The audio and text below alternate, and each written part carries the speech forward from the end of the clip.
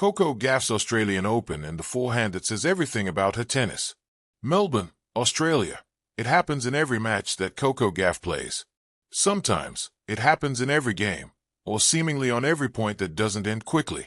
The ball comes sailing over the net to her forehand, a little deeper than neutral but not pushing her way behind the baseline. Instinctively, and perhaps unnecessarily, Gauff's feet begin to backpedal as she pulls her racket back and readies herself for the next shot. Then, in one quick motion, Gauff throws all her weight onto the ball of her right foot, the back one. Her right shoulder tilts back, and then she tries to slingshot herself forward, that back foot driving it all. Her left arm goes out wide, leading her shoulders and hips, twisting to muster every ounce of power she has behind that ball as her racket whips through, heading on a steep trajectory toward the sky rather than forward and out through the court. The ball loops over the net, sometimes landing deep, sometimes barely in the service box. She has extended the point, creating another exchange in which she can outlast her opponent, as she does just about better than anyone. Or maybe her opponent will see that defensive forehand, a work of pretty masterful athleticism, for what it really is, a tell that Gauff is on the back foot, literally and figuratively. For 1 point at least, and often for a few more. She is not playing the way she wants to play, and not because her opponent is forcing her to do so. Gauff, the world number 3 and a 2-time Grand Slam champion at 21, wants to be the one moving her opponent around the court, dictating rather than defending.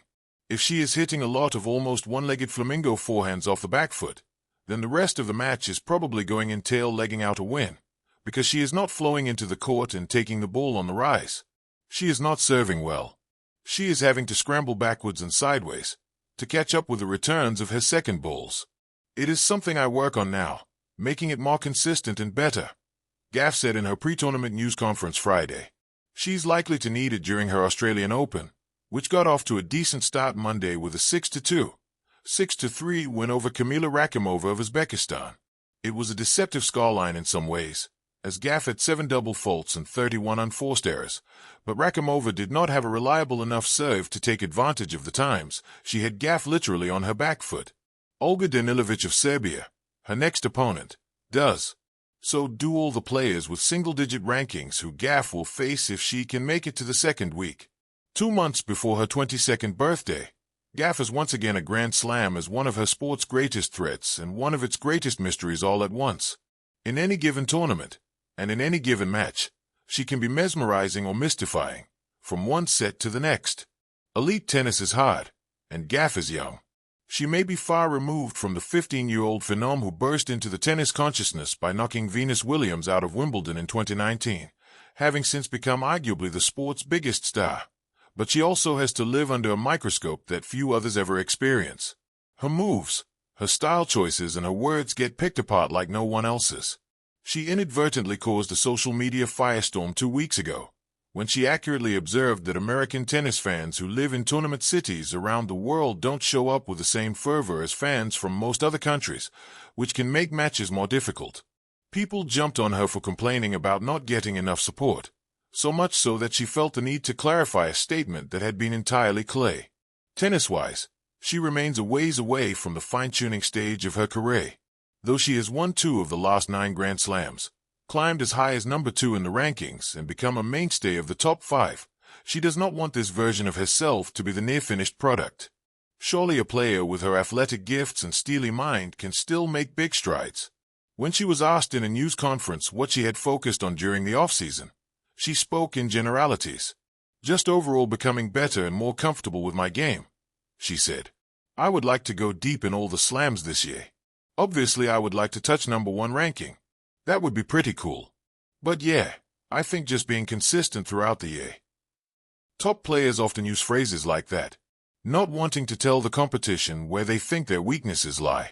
The forehand that speaks, Coco Gauff and an Australian Open story. The Australian Open has a particular way of revealing truth. Under the sharp sun of Melbourne and the unforgiving blue of its courts, tennis players are stripped to their essentials.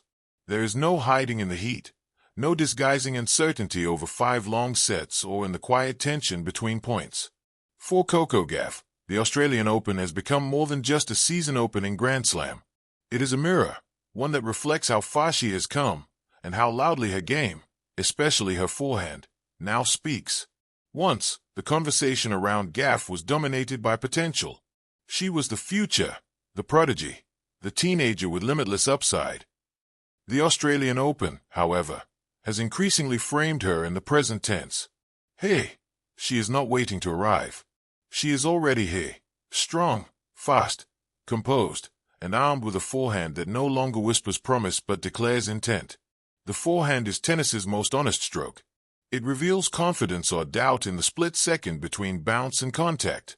For years, Gauff's forehand was discussed as a work in progress, a technical puzzle yet to be solved.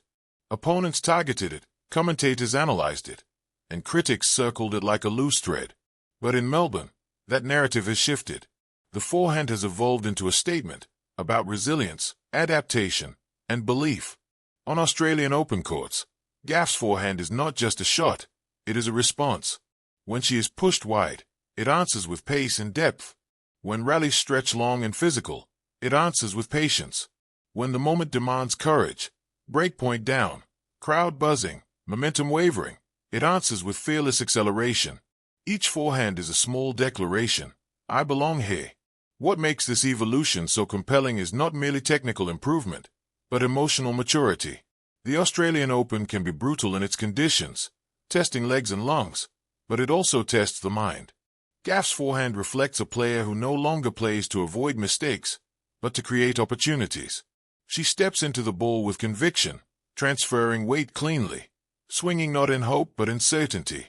There is a rhythm to her forehand now, one that matches the rhythm of a movement.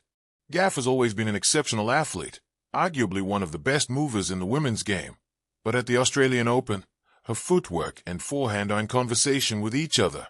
She arrives early, sets her base, and swings freely.